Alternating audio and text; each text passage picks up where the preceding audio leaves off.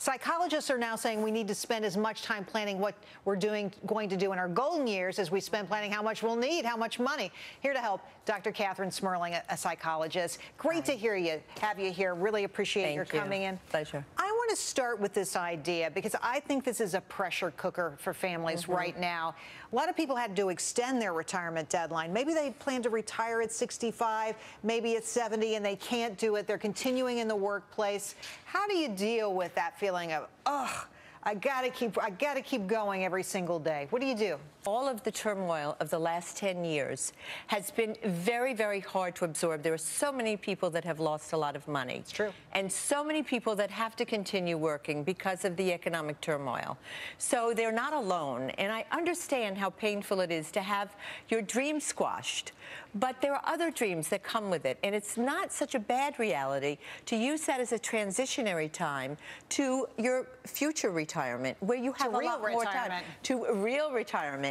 And meanwhile, in the time that you're not working in a part-time job, use that time to develop a passion, to develop a hobby in which you can do something that you had dreamed of, so that you balance the idea that the economic necessities mean that you have to work with the idea of following your dreams, so it's not totally quashed. Now, let me share this with you, because people I know who do retire the old-fashioned way, which is to say they don't work anymore, they often find it very frustrating too. And one of the big pressure cookers is the marriage.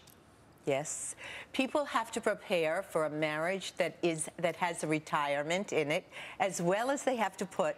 It's 24 hours now. It's 24 hours. Nobody leaves. You have to put those emotional coins in the bank as well. So you have to prepare for that. How do you do that, though? I mean, how do you change what you're doing day to day, minute to minute, because suddenly you're together all the time, you know, every day, 24 hours? First of all, you have to be very respectful of your partner. And that means that you have to have quality discussions so that you actually talk about how it's going to be. It's another aspect of preparation and planning. So those things have to be taken into consideration. In other words, you both develop new hobbies together. Perhaps you enjoy going to a movie club or going to museums or traveling. Think about what you like to do together that makes you have something to look forward to. What other emotional planning do I need to do? You have to feel as though you're doing something important. You have to have a passion, whether the passion be in volunteering, reinventing yourself, making model airplanes, whatever you decide. You have to have a passion that keeps you going, makes you feel important. And you have to keep up your social connections. Very often when you're at work, you have natural built-in social connections. It's easy to do. Easy to do. And when you're not, when you're retired, all of that becomes very lonely and very isolating.